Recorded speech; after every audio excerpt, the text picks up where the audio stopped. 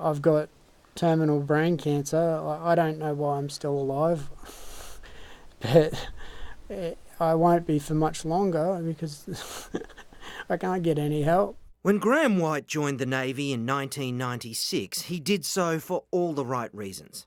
I joined up as a patriot, mate.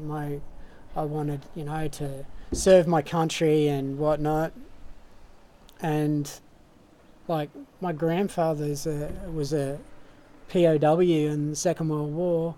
He knew there was always a chance of dying through service, but not for a second did Graham think stripping paint off the side of a ship while docked in Sydney Harbour would be the cause.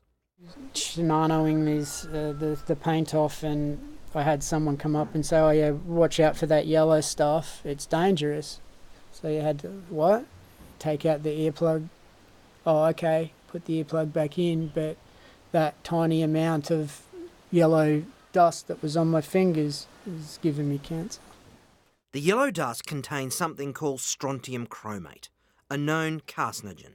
Strontium chromate affects a number of genes. One of the genes is called ARRDC3. And that gene, when you expose it to chromate, it'll downregulate, which means it doesn't work as well. And so basically when it doesn't work as well, it creates a tumour. Of course, Graham didn't know that then. A decade on, following a successful career as a deep-sea diver and martial arts instructor, the first signs appeared. 2005, I started getting a bit dizzy and I couldn't sleep. I went to a doctor, and the doctor ironically said, "Oh, you've got bent ear canals." That was this. But they didn't diagnose it. They just thought, I had bent ear canals, and the dizziness and stuff was coming from the fact I was doing jiu-jitsu and getting thrown into the floor a lot. 2 years later, doctors found the cancer. It's called adenoid cystic carcinoma. I have an external auditory canal. As far as I know, I'm the only person in the world with it. Extremely rare with no known treatment, Graham did his research and believed it was linked to his service on board the HMAS Hobart. But when he went to the Department of Veterans Affairs for help, he got nothing. He was ignored. And with no known treatment, he spent his life savings looking for one. I have tried to treat it with B17 injections with a limited success. I've tried grapefruit seed extract with no success at all. That just caused massive amounts of pain. You're experimenting on yourself? Yep. Eventually, he was forced to get legal help.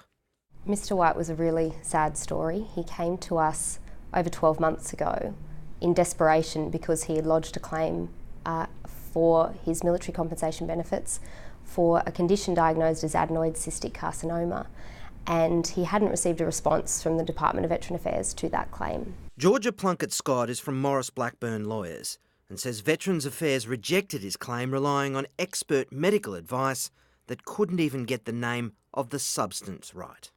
The expert that they relied on in that matter, and in our view, failed to apply a common sense approach to what we know as medical causation, which is linking a particular exposure to a chemical to a particular diagnosis. So Graham went to court and won. The judge accepted his tumour stemmed from those paint particles. But to get any compensation or benefits, he may in fact have to go back to court. Unfortunately, due to the nature of the military compensation scheme, there are further hurdles for him to jump through before he is in receipt of any tangible compensation. Back at the start, I just asked for some help with getting treatment.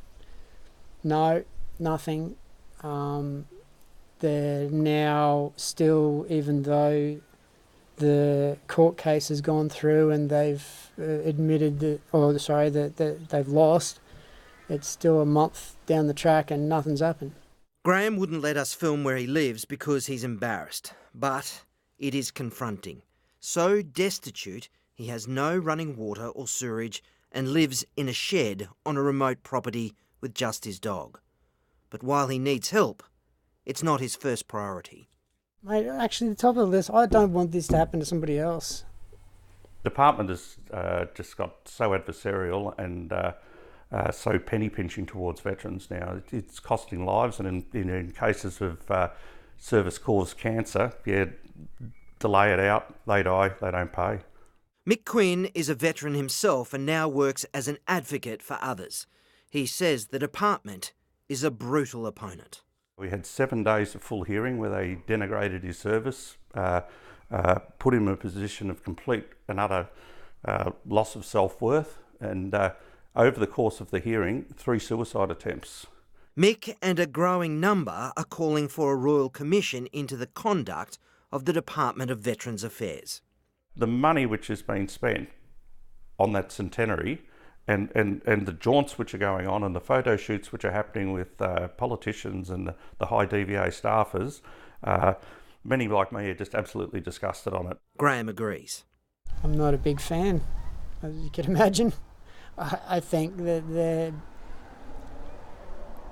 they're killing the patriots of this country on purpose.